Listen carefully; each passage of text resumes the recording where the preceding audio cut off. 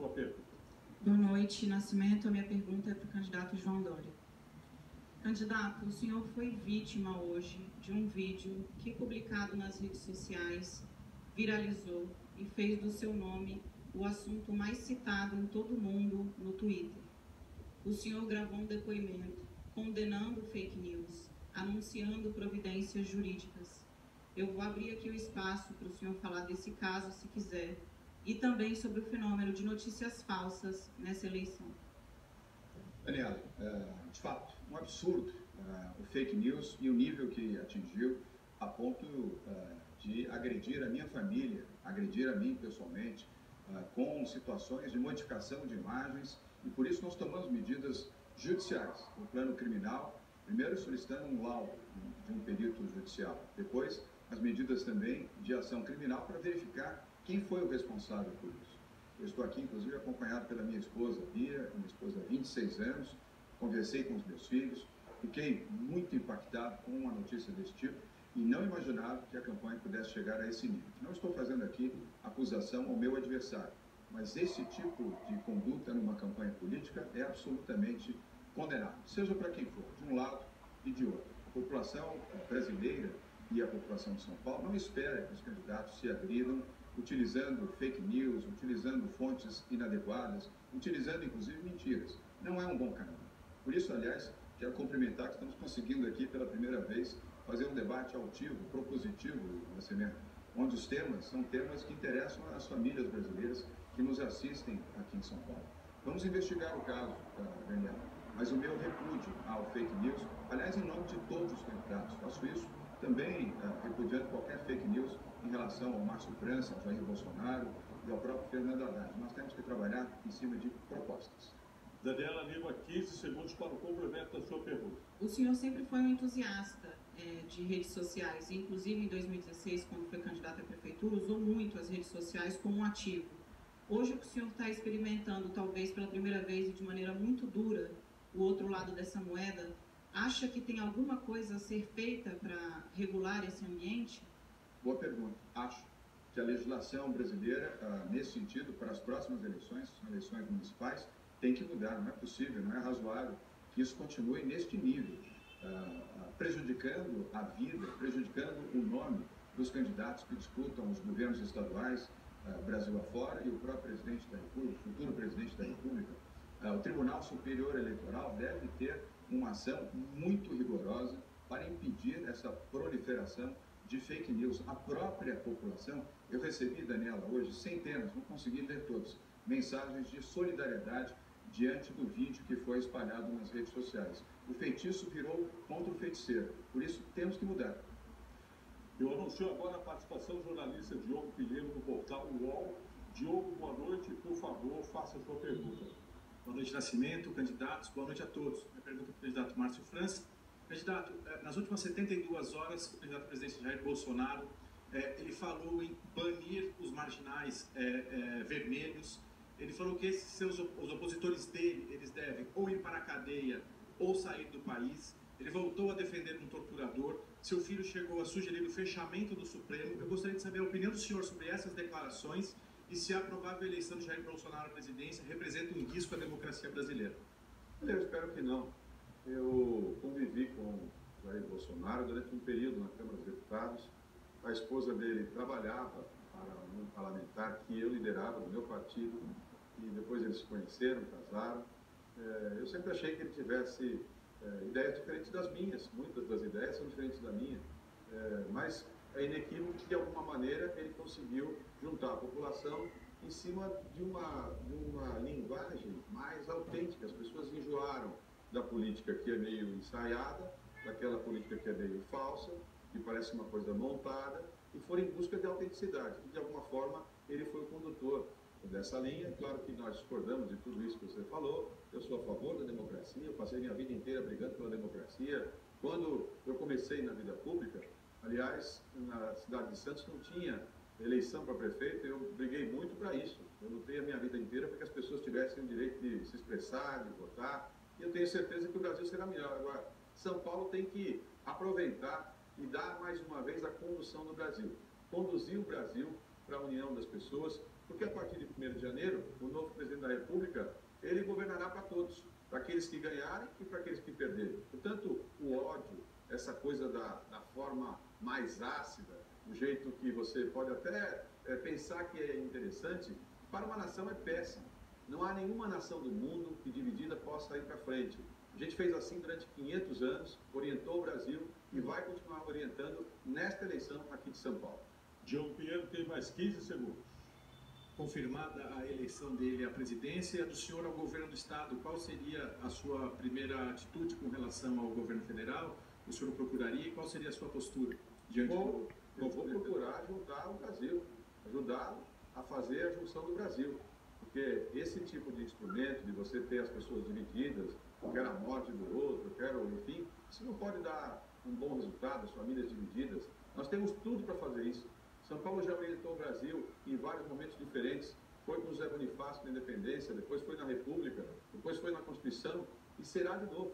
Esta eleição de São Paulo é a única eleição que ainda está seriamente com uma disputa acirrada, né? E todos sabem disso. E por que está assim? Porque de alguma forma os paulistas sabem que eles querem conduzir o Brasil e não ser conduzido pelo Brasil. Nós não queremos acertar o nosso ponteiro com o Brasil tem que acertar o ponteiro com São Paulo. Obrigado. Vamos à pergunta da jornalista Simone Queiroz, do SBT. Boa noite, Simone. Pode fazer sua pergunta. Boa noite, Nascimento. Minha pergunta vai para o candidato João Dória. Candidato, boa noite. Boa noite, Simone. O senhor, nas propostas que registrou no site do TRE, o senhor se compromete a criar um ambiente favorável para a atração de investimentos, atração de capitais para a economia paulista. Eu pergunto ao senhor quais são as suas estratégias, o que o senhor pretende fazer para atrair melhorias para a economia paulista? Simone, toda a minha vida eu pautei principalmente no setor privado. Conquistei credibilidade ao longo da minha existência. Comecei a trabalhar com 13 anos de idade, porque precisava ajudar a minha mãe, com um salário mínimo, e fui galgando posições até me tornar um empresário, infelizmente um empresário de sucesso. Sei quais são as grandes fontes internacionais geradoras de investimentos para o Brasil e quais são setores no Brasil, especialmente em São Paulo, que podem receber esses investimentos. O agronegócio é um deles, é o setor que entusiasma investidores chineses, investidores do Médio Oriente e investidores europeus.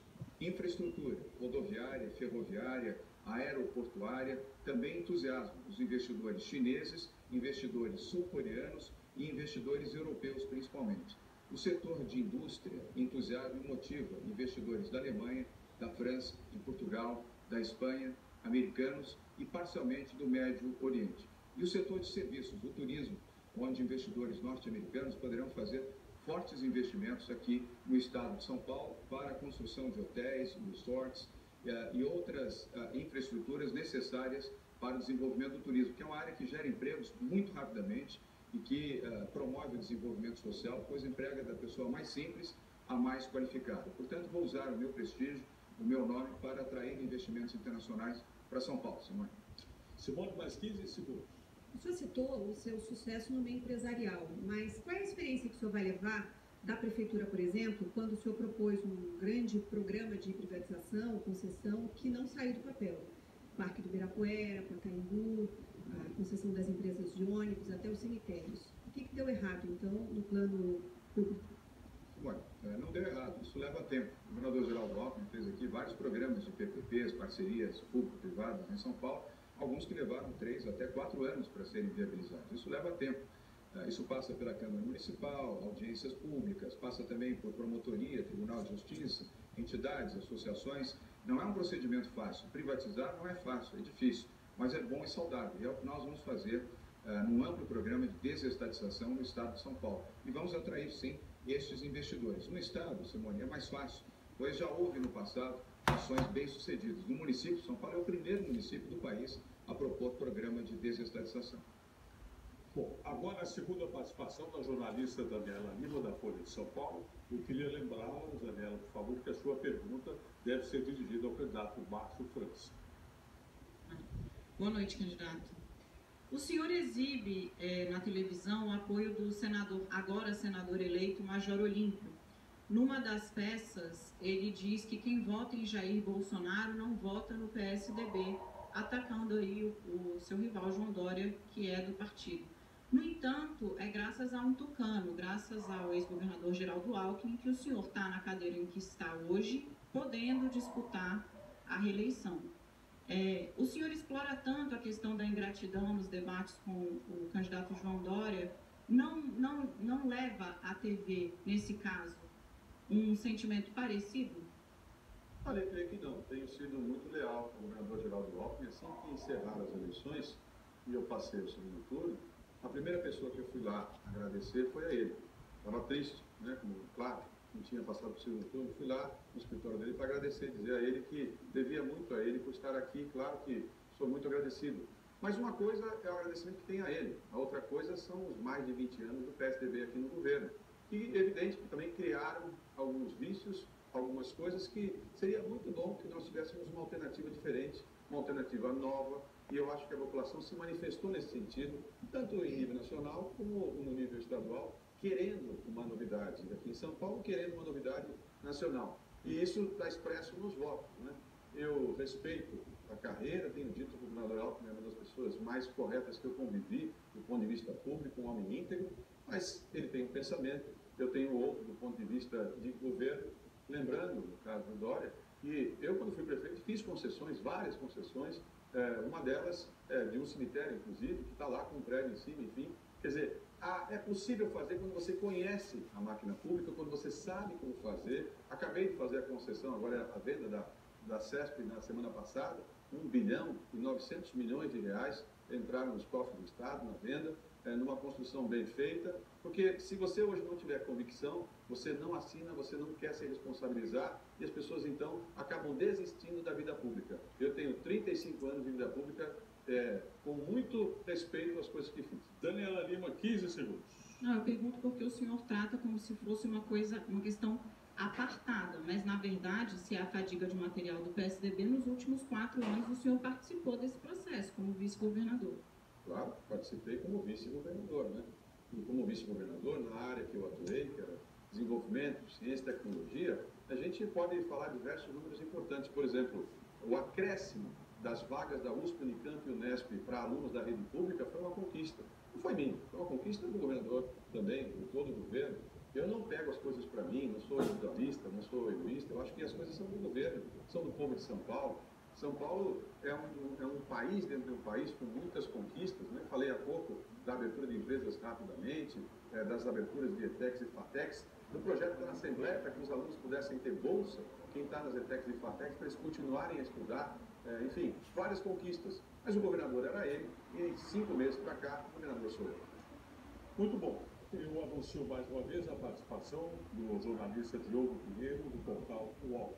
Diogo, sua pergunta ao candidato João Dória, por favor. Candidato, o senhor do PSDB me prega o voto Bolsodória. O principal líder do seu partido, o ex-presidente Fernando Henrique Cardoso, critica o Bolsonaro e conversa com o candidato do PT, Fernando Haddad.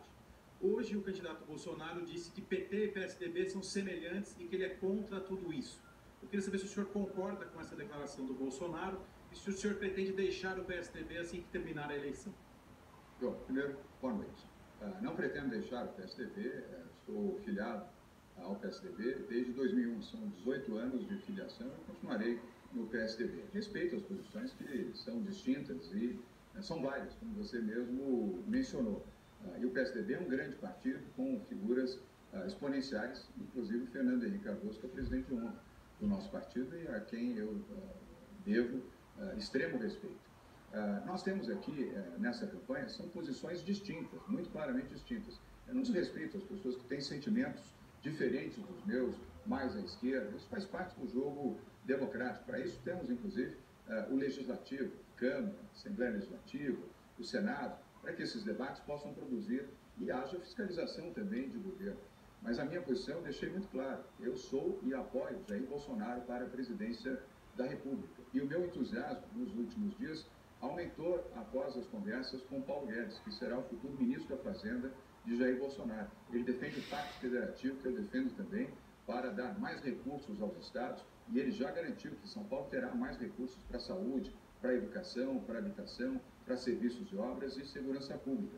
Eu não tenho nenhuma hesitação. O meu voto no próximo domingo, dia 28, para presidente da República, será Jair Bolsonaro, número 17. E eu tenho a convicção de que a maioria da população brasileira fará esse mesmo voto. Diogo Pinheiro, por favor, você tem direito a uma repergunta. O senhor pretende ficar no PSDB e também pretende ser eleito governador de São Paulo. Qual será a sua postura diante dos casos de corrupção, de gestões tucanas, por exemplo, de Geraldo Alckmin e José Serra, aqui no estado de São Paulo? Diogo, eu sempre defendi investigação. Aliás, Geraldo Alckmin também. Nunca vi o governador Alckmin ter uma posição diferente de investigar o que precisa ser investigado. Não pode haver investigação seletiva, só investiga PT ou se investigam outros partidos e não se investiga o PSDB. As investigações devem prosseguir normalmente. E isso faz parte de um posicionamento democrático do meu partido. Geraldo Alckmin, volto a dizer, sempre defendeu que isso ocorresse e eu defenderei também que as investigações sigam o curso. E há uma grande diferença, uma abissal diferença entre PT e PSDB, ainda que o PSDB possa ter cometido os seus equívocos. Nós estamos no bloco em que os jornalistas fazem perguntas aos candidatos ao governo do estado de São Paulo. E vamos agora, então, à segunda participação, segunda pergunta da Simone Queiroz, jornalista do SBT. Por favor, Simone, a sua pergunta a Márcio França. Boa noite, candidato. O seu partido, o PSB, apoia, no âmbito nacional, a candidatura de Fernando Haddad à presidência da República. Aqui em São Paulo, o senhor não faz esse apoio e, normalmente, o senhor disse que, em função de uma promessa que o senhor fez à sua candidata a vice, que o senhor não apoiaria o PT. A minha pergunta é, se não houvesse um pedido da sua vice, quem o senhor apoiaria nesse momento? O senhor seguiria a linha nacional? Não, eu sempre tive divergência nacional, briguei muitas vezes, fui independente muitas vezes, derrotei Eduardo Campos com 2 votações no apoio ao Lula, aqui por São Paulo, porque as posições de São Paulo sempre foram posições independentes, né? Nós temos um dos maiores partidos do Brasil, eles me respeitam nesse meu limite. Eu disputei as eleições da minha cidade e ganhei do PT, ganhei contra o PT. Tomei deles a prefeitura, disputei de novo, na segunda vez, quando fui eleito com 93% contra o PT, mas não tenho nenhum sentimento de ódio em relação ao PT.